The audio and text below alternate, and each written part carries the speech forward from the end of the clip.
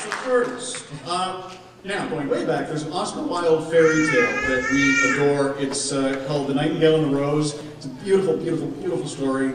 It's about a nightingale who is madly in love with a student. The student does nothing but study and pine over a girl that he's in love with. And in order to win the hand of the girl, he needs to find the perfect red rose. She will go to the dance with him if he finds her the perfect red rose. So the nightingale decides that she must help the one she loves, which is this student. And to sing appropriately enough to sing this song from The Nightingale and the Rose, Ariel Rose.